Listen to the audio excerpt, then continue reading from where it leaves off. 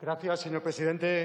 Senyories, en primer lloc volia agrair la tasca feta per als companys representants del Parlament de Catalunya i també agrair la feina feta per les entitats, per l'Associació de Juristes en Defensa de la Llengua Pròpia, impulsora d'aquest projecte, i sobretot als mestres Francesc Casares i August Gil Matamala, que des que van néixer no fan res més que lluitar pel català.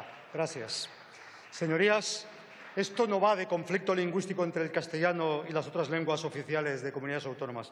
Esto va de derechos de las personas, de los ciudadanos. Aunque el Partido Popular se haya empeñado en lo contrario y en alimentar permanentemente un falso conflicto con el castellano en Cataluña. Curiosamente, siempre que las cosas le van mal políticamente, siempre que tiene que tapar un escándalo de corrupción o siempre que tiene que tapar las consecuencias de sus políticas económicas. Señorías, esto va de derechos lingüísticos de los ciudadanos de Cataluña, vascos, gallegos, valencianos, a ser atendidos en su lengua. Por cierto, en la lengua oficial del territorio en el que viven. Un pequeño dato que parece que algunos olvidan. Derechos que se tienen formalmente, pero que no se pueden ejercer, porque, como ha dicho muy claramente el compañero Salvador Milà, si el que tiene un derecho tiene enfrente un servidor público que no tiene la obligación de garantizar ese derecho, el derecho se convierte en papel mojado y eso es lo que sucede en estos momentos en el ámbito de la Administración de Justicia en Cataluña, por ejemplo.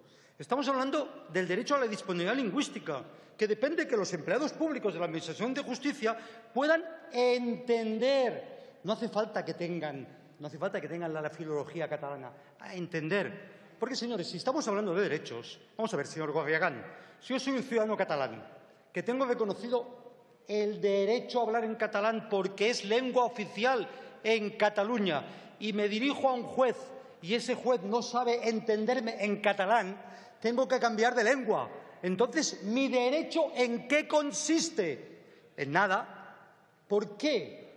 No se trata de que los jueces castellanos cambien de lengua, sencillamente que cumplan con su obligación de entender el derecho, entender además la lengua del país en el que están trabajando. Vamos a ver, ¿alguien se le ocurre, por ejemplo, que un juez de la República Italiana no sepa italiano? ¿O a alguien se le ocurre que un juez federal alemán no sepa alemán? Sí, claro, ya está sonriendo, señor Garrigán. Esto es distinto, por supuesto.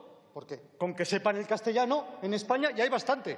Y entonces, ¿en qué consiste la oficialidad del catalán? ¿En qué consiste la oficialidad del catalán? Si esa oficialidad no se puede ejercer en un papel mojado y de eso se trata.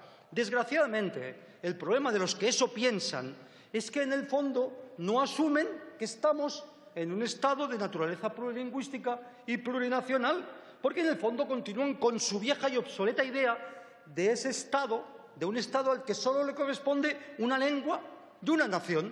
Y eso en el siglo XXI continúa pasando. Ustedes tienen el concepto de ese Estado imperial, monolítico, armonizador de sus ancestros. Unas veces lo intentan imponer sin que se note el cuidado y otras a lo bestia. Lo de que sin se note el cuidado lo recordarán ustedes, Instrucción del fiscal del Consejo de Castilla de 29 de enero de 1716. Lo sexto, se podrá prevenir el cuidado de introducir la lengua castellana en aquel país.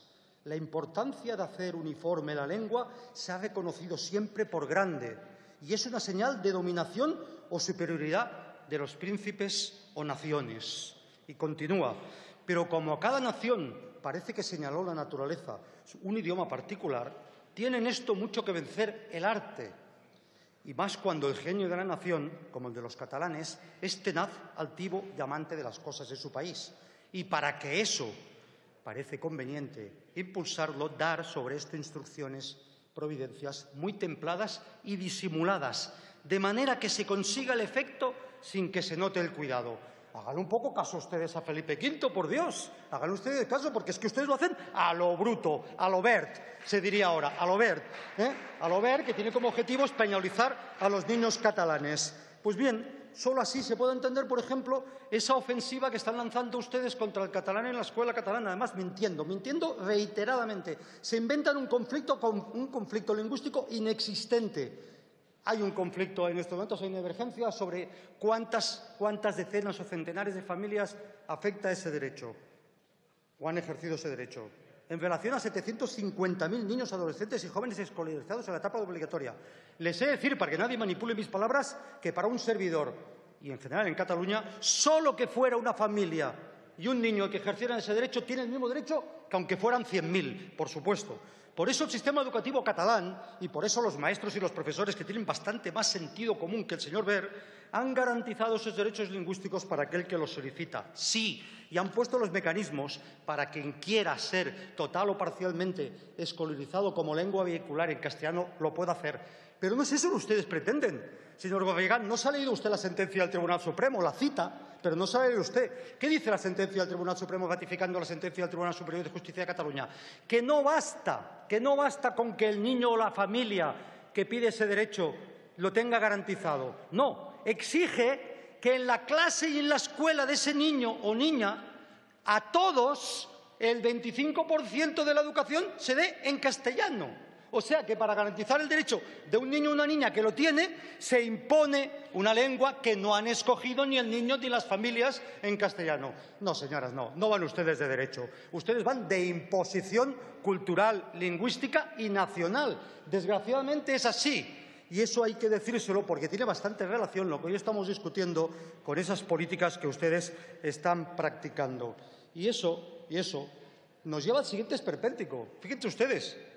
¿Se dan cuenta ustedes del esperpento jurídico y político que significa que jueces que sentencian la obligatoriedad del 25% del castellano en las escuelas en nombre de los derechos lingüísticos de los ciudadanos sean en ocasiones los mismos jueces que ningunean los derechos lingüísticos de los ciudadanos que le van a pedir justicia? Puede haber más aberración en ese sentido, a pesar de que, como ha dicho Salvador Milà, en general hay una predisposición de los jueces a entrar en ese proceso. Lo hay, y muchos hacen el esfuerzo.